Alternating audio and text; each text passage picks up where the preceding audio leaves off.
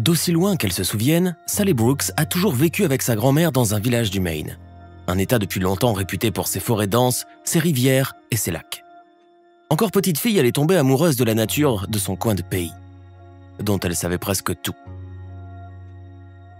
Sally aimait nager dans le lac et se balader sur les sinueux sentiers forestiers, rêvant qu'un jour, il la mènerait vers un château de contes de fées derrière les murs duquel vivait un beau prince. Elle n'avait aucun souvenir de sa mère et à sa majorité, elle considérait que sa grand-mère était la personne qui était la plus proche d'elle et celle qui lui était la plus chère au monde. Cette dernière, soucieuse de ne pas rouvrir de blessures dans le cœur de sa petite fille, préférait ne pas lui rappeler que sa mère était morte en couche et que son père les avait abandonnés bien avant sa naissance. Et c'est ainsi qu'elles vivaient toutes deux, comprenant d'un coup d'œil et en se soutenant mutuellement en toutes choses. Malheureusement, l'inexorable passage du temps n'épargne personne et Madame Brooks, pas plus que les autres. Un jour, elle fut admise à l'hôpital pour cause de complications de la maladie chronique dont elle souffrait. Mais elle n'en est jamais sortie. Elle mourut quelques jours avant de pouvoir célébrer l'anniversaire de sa petite fille. Le chagrin de Sally, devenue orpheline à l'aube de ses 20 ans, était évidemment immense, mais elle ne baissa pas les bras et continua à maintenir la maison familiale en parfait état, tentant de faire en sorte que tout reste comme cela était du vivant de sa grand-mère. À cette époque, malgré son joli visage et sa mince silhouette, Sally n'avait pas de petite amie. Cela était probablement dû à sa modestie innée et à l'éducation que lui avait donnée sa grand-mère. Il convient aussi d'ajouter que pas mal de garçons avaient tenté sans succès de se lier d'amitié avec elle. Mais la jeune femme ne répondait à leurs avances timides et maladroites que par un doux sourire qui faisait battre le cœur de ses prétendants avec une vigueur renouvelée, sans que cela ne donne cependant la moindre chance de développer davantage la relation. Mais lorsque James Newman est arrivé en ville, la vie de Sally en a été bouleversée. Ce n'était pas qu'il était très beau ou particulièrement séduisant, mais il avait quelque chose en lui qui attirait irrésistiblement l'orpheline solitaire. Et James, bien sûr, qui était un jeune homme d'expérience, tourna immédiatement son attention vers la discrète beauté de Sally et s'employa à conquérir son cœur. James n'était pas de la région et il venait d'une grande ville, où, par ses comportements, il tapait sur les nerfs de ses parents depuis quelque temps déjà. Ceux-ci, gens d'affaires prospères, l'avaient délibérément exilé chez des parents éloignés dans ce village reculé afin de tempérer ses ardeurs. C'est à la sortie du supermarché qu'il aperçut Sally pour la première fois. Et il décida immédiatement de ne pas attendre pour faire sa connaissance et lui proposa de l'accompagner au cinéma le soir. Surprise, la beauté provinciale en resta confuse mais elle succomba rapidement à l'insistance insolente de James et accepta. Ce soir-là, Sally se sentit heureuse pour la première fois depuis longtemps. James se présenta au rendez-vous avec un bouquet de roses à la main et se comporta comme un galant gentleman, couvrant sa compagne d'une avalanche de compliments. Il est peu probable que les jeunes gens se souviennent d'une seule image du film banal qui était alors projeté, occupés qu'ils étaient à s'embrasser passionnément dans les derniers rangs de la salle. Après cette soirée mémorable, James et Sally commencèrent à se voir tous les jours, se rapprochant de plus en plus à chaque rencontre. Le point culminant de leur relation fut une nuit passée ensemble dans un motel. Nuit après laquelle Sally commença à se considérer comme la fiancée de James. Malheureusement, le jeune homme était d'un tout autre avis car il préférait continuer à mener sa vie de bohème et ne voulait pas s'encombrer d'une relation sérieuse. La nouvelle de la grossesse de Sally apaisa quelque temps les amants passionnés et la naïve jeune femme de province pensait que les choses allaient évoluer rapidement vers un mariage. Mais cela ne faisait absolument pas partie des plans de James. Un jour, il déclara finalement à sa maîtresse que leur relation était une erreur, qu'il croyait préférable d'y mettre fin, car il n'était pas encore prêt à être père et ne voulait pas être la risée de sa famille et de ses amis. Bref, qu'il voulait s'éloigner de cette jeune femme à qui il avait juré son amour éternel peu de temps auparavant. Sally en fut malade et dégoûtée, et les larmes lui montèrent aux yeux car ayant été élevée dans des idéaux romantiques, elle ne s'attendait pas à une telle mesquinerie de la part de l'homme qu'elle aimait et respectait. Sans un mot de plus, Sally rentra alors chez elle, luttant pour ne pas éclater en sanglots au milieu de la rue. James, après cette conversation, retourna chez lui, où il s'immergea de nouveau dans la vie de la grande ville. répandant des rumeurs sur la façon dont il avait réussi à séduire une beauté provinciale pourtant inaccessible. Et c'est ainsi que Sally, tout comme sa mère autrefois, se retrouva seule, abandonnée par un homme terrifié par la responsabilité d'être père. Gênée par son ventre qui grossissait de jour en jour, la pauvre orpheline était constamment soumise au regard peu amène des habitants du village, qui la considéraient désormais comme une fille aux mœurs légères. Souvent, le soir, Sally pleurait en regardant une photo de sa mère, morte en couche avant d'avoir pu profiter du bonheur d'être mère. À chaque jour qui passait, il devenait de plus en plus insupportable pour la jeune femme enceinte et abandonnée de vivre dans ce village où les gens savent tout les uns des autres.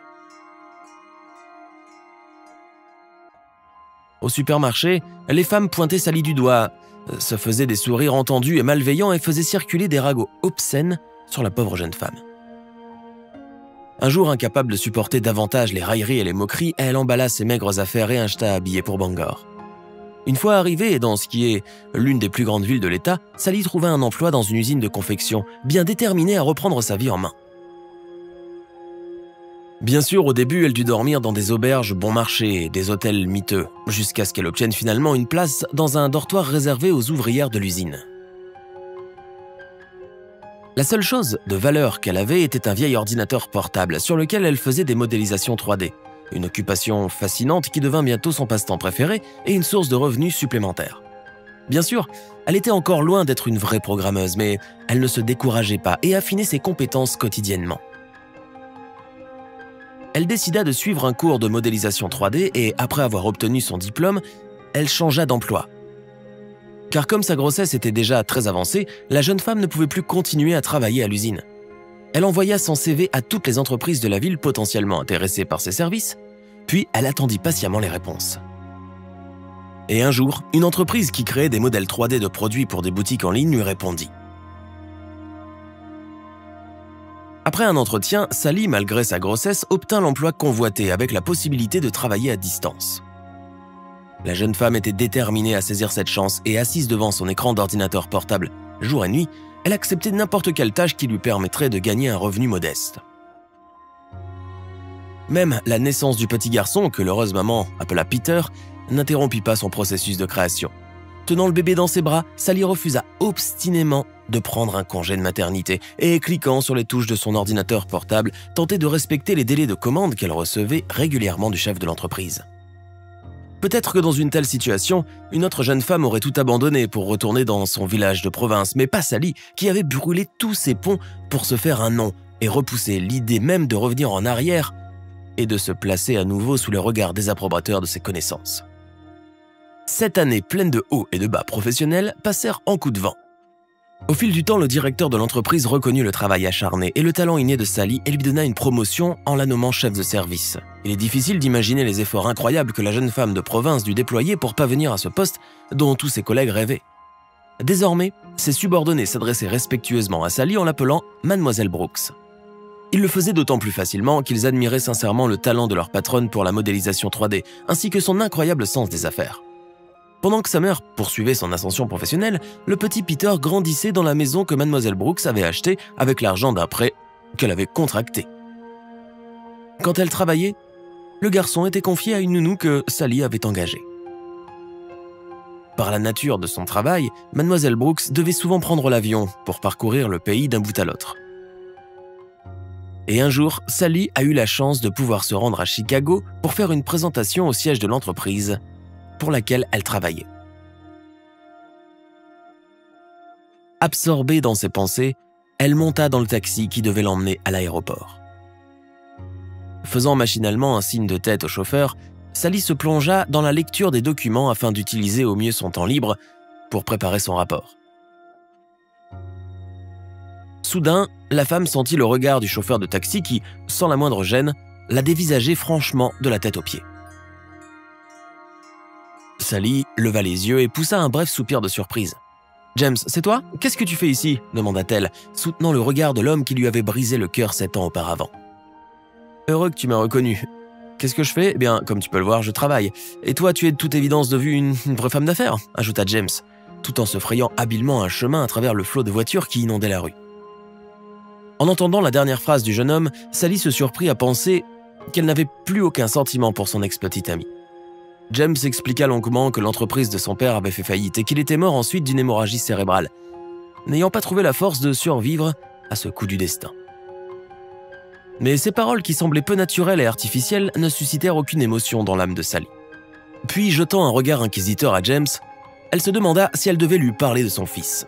Mais lorsque son ex-petite amie lui suggéra de tout recommencer, la réponse qu'elle avait mûrie pendant 7 longues et difficiles années jaillit spontanément. Bien sûr que non, James. Il n'y a aucune raison de déterrer le passé et de tenter de réanimer quelque chose qui est mort, il y a longtemps.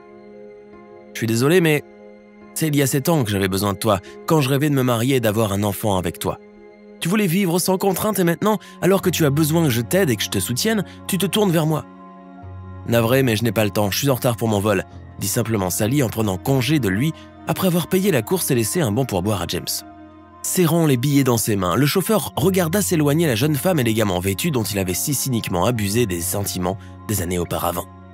Il soupira tristement et alors qu'il ouvrait la porte à un autre client, il essaya de chasser le sentiment obsédant qu'il avait tout gâché. Il se rendait clairement compte qu'il avait ruiné sa vie par égoïsme, en refusant d'y faire de la place pour Sally et son enfant.